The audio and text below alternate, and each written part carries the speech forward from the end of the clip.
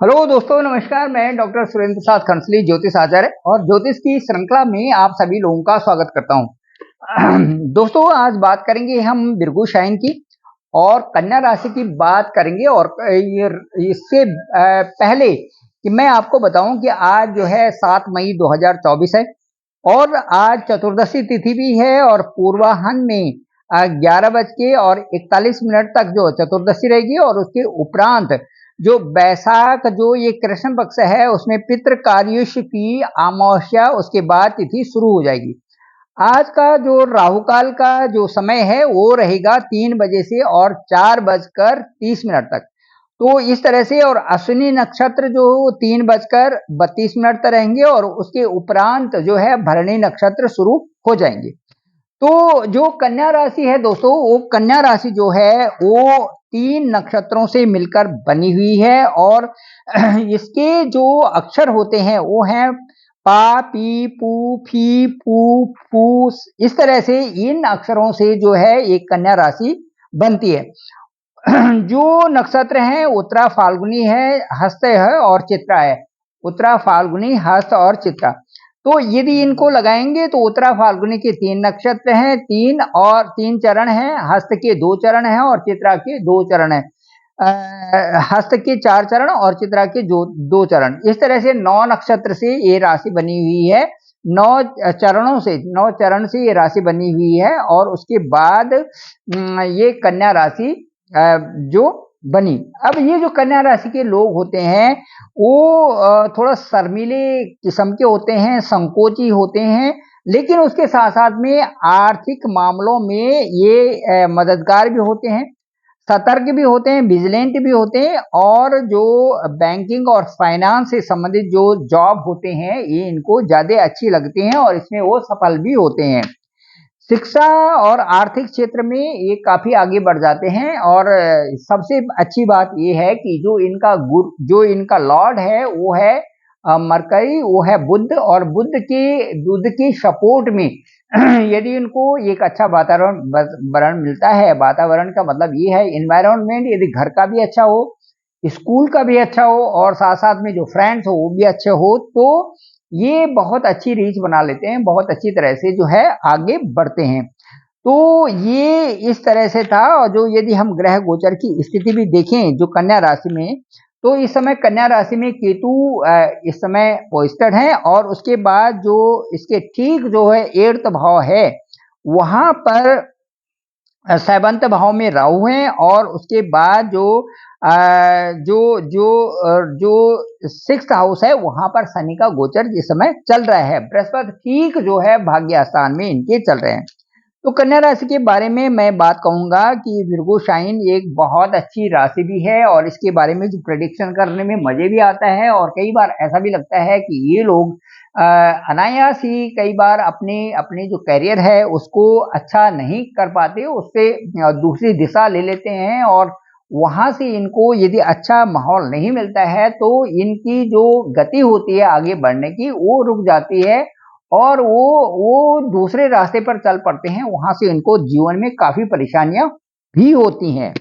अब शनि का जो छठे घर में गोचर है, यदि हम मई के महीने का ही प्रिडिक्शन करते हैं तो जो शनि का जो छठे घर में जो गोचर है वो उससे मैं ये बताऊंगा कि भाई कॉम्पिटिटिव एग्जाम के लिए या जो आप जो अटेम्प्ट कर रहे हैं या जो आप पढ़ाई लिखाई कर रहे हैं उसके लिए तो ठीक है। शनि का गोचर छठे घर में, वैसे भी छठा घर जो है वो ऋण, रोग और शत्रु का माना जाता है, लेकिन कंपटीशन के लिहाज से या कोई चीज अटेम्प्ट करने के लिहाज से या किसी चीज में साधना करने से या कोई भी चीज उसमें अटेन करने के लिहाज से उसमें जो है छठे घर से एक ऐसी स्फूर्ति आती है कि आप वो चीज कर लेते हैं या फिर उन चीजों पर जैसे ऋण, रोग, शत्रु है इनसे इनसे कई तरह से निजाकत भी मिलती है और उनमें आप सफल भी होते हैं, वो चीजें कम भी होती हैं। अब जो जो ये जो शनि की यदि हम दृष्टि देखें तो एक तो है 8th हाउस पे और दूसरा जो है जो 12वें स्थान पे है और उसके बाद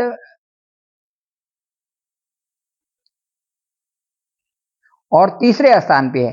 तो तीसरे स्थान पे जो ये शनि की दृष्टियां होती हैं, इनसे क्या होता है कि ये प्रिडिक्शन की जा सकती है कि जिन जिन हाउसेज में सैटर्न की जो दृष्टि बनती है, जैसे 8th हाउस पे है, 12वें हाउस पे है और 3rd हाउस पे है, तो उनसे संबंधित आपको थोड़ा सावधान रहने की स्थिति बनती है।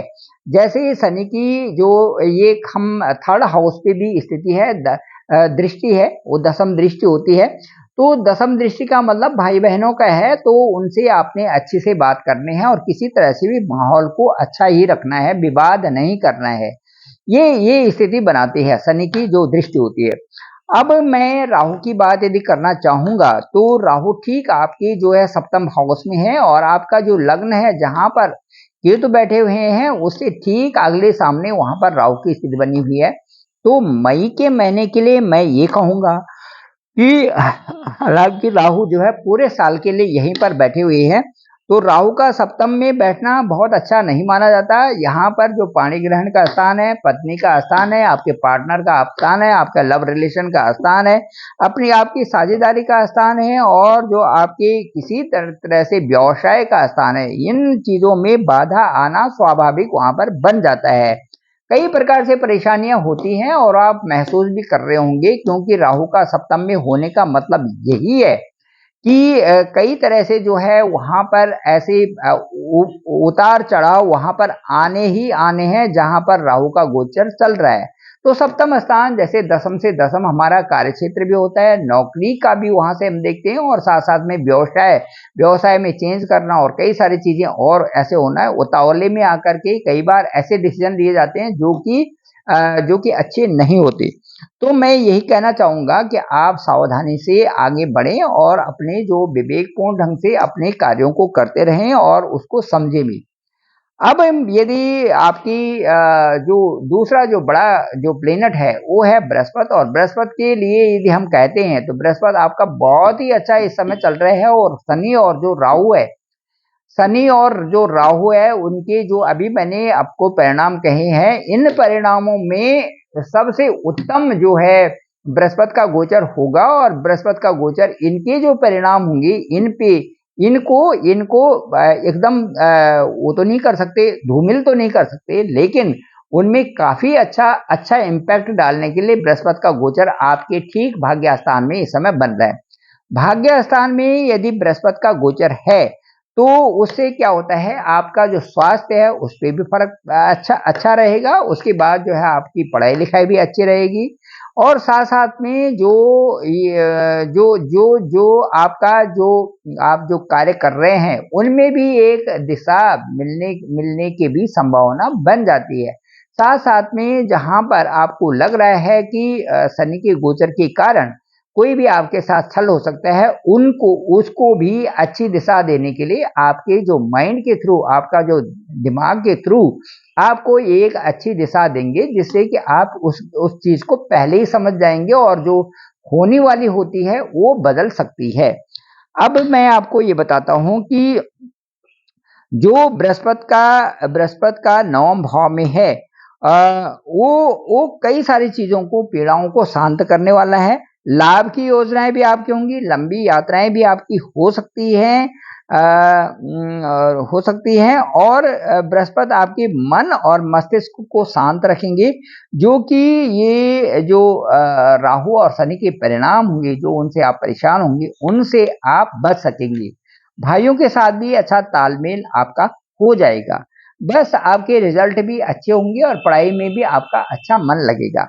अब यदि मई के महीने की बात करें हम, तो 1 और 2 तारीख तो आपके लिए बहुत अच्छा है, विद्यार्थियों के लिए भी अच्छा है, व्यापारियों के लिए भी अच्छा है, जो नौकरी पेशा वाले हैं उनके लिए भी बहुत सुंदर है।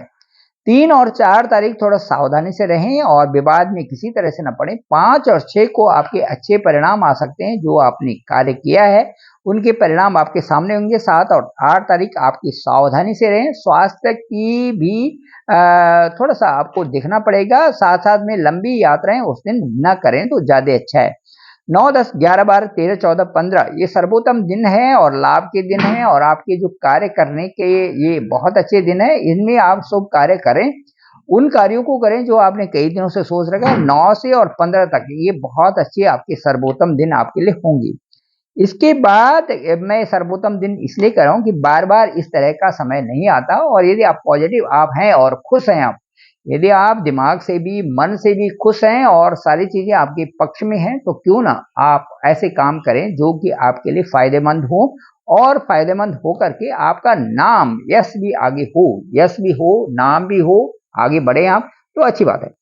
16-17 तारीख को आप किसी तरह से किसी से उलझे नहीं, नुकसान हो सकता है, और बड़ा इन्वेस्टमेंट कहीं पर न करें, करें तो बड़ी शांत स्वभाव से और विवेकपूर्ण ढंग से करें। थोड़ा बहुत इन्वेस्टमेंट करें, बहुत ज़्यादा इन्वेस्टमेंट ना करें, जब बहुत ज़रूरत हो तभी करें। 18, 19, 20, 21, 22, 23, 24 ये अच्छे हैं, बहुत अच्छे माहौल के दिन हैं, और नया और आनंदपूर्ण आपके दिन हैं। धन की भी वृद्धि होगी, आपके भाग्य की वृद्धि होगी, और मित्र भी आपका साथ देंगे। 25, 26, 27 तो मई है, इसमें स्वास्थ्य का थोड़ा ध्यान दें। और जब त्रिक भाव में चंद्रमा का गोचर होता है, तो उस समय यदि मन उदास हो तो आप दूध और चीनी और सफेद चीजों का दान दें, कपड़े, सफेद कपड़ा, चावल इनका दान दें, आटे का दान दें, तो ज्यादा अच्छा रहेगा।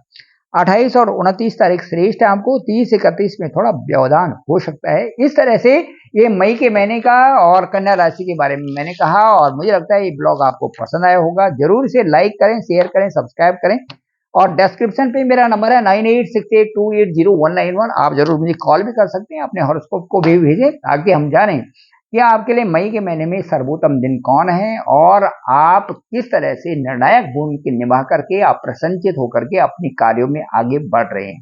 Thank you very much.